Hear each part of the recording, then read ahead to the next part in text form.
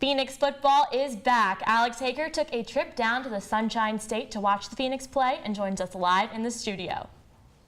Thanks, Samantha. Well, September is here, and for a lot of people that means one thing: the return of college football. We're a week into the season now, and the latest FCS polls are out. Elon dropped down to 15th in the stats rankings that came out today after a little bit of a rough start to the season with a loss down at USF.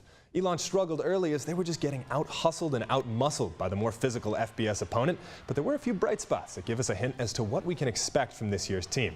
Head coach Kurt Cignetti put a lot of trust in his running backs, opening up the game with 9 straight run plays.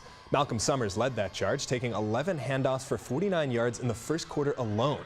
It was his first game back since a torn hamstring knocked him out of the season last October.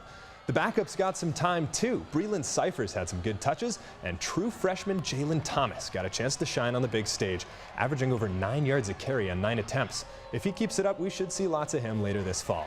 Cyphers and backup QB Jalen Green were responsible for Elon's pair of touchdowns, both of which came on the ground.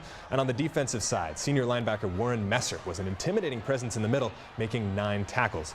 For the Bulls, grad transfer Blake Bennett absolutely went off in his first game in a USF jersey, passing for over 300 yards. It was a bit of a different story for Elon's quarterback Davis Cheek. He didn't have much of a chance to air it out in the face of South Florida's hard-nosed defense, but he was optimistic about Elon's chances going forward.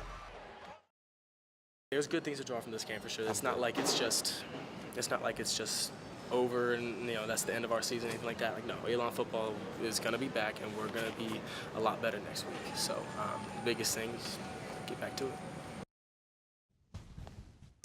And they'll be getting back to it right away with not much time to turn it around. The Phoenix comes home to Rhodes Stadium at 6 p.m. this Saturday for a showdown with the Furman Paladins. That's the team that knocked them out of the playoffs last November.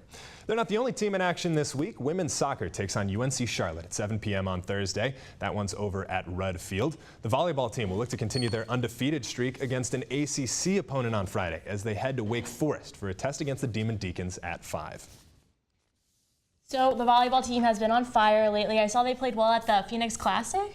They did, and they're 7-0 now. That undefeated record is huge for them, and not only have they been winning, they have been dominating their opponents. They have won 21 sets this season, and they've only allowed their opponents to win 6. That's really good. I did play volleyball in high school, so that's pretty good. Yeah, and they have certainly given the Schar Center a fitting opening this fall. And with Wake Forest coming up, you got an ACC team on the schedule, but Wake Forest is not the best in the ACC, and there's a solid shot that we could see that volleyball team 10-0 this time next week.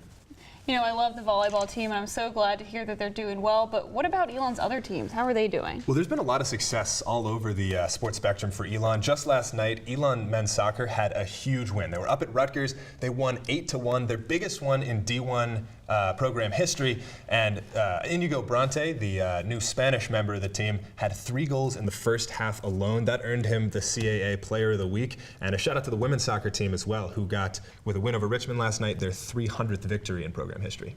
That's great. Well, what can we look for this upcoming weekend for the football game? Well, I'm definitely going to have my eyes on Davis Cheek. Like I said earlier, he didn't really have much of a chance to air it out against USF. But if you remember last year, in that first game against Toledo, he didn't necessarily play as well, and he didn't really start to shine until later in the season. So we're going to see him. He's a sophomore now. He's got the experience from last season. He'll be coming back to the field. We're going to see if he can put up ridiculous passing stats like he was last year.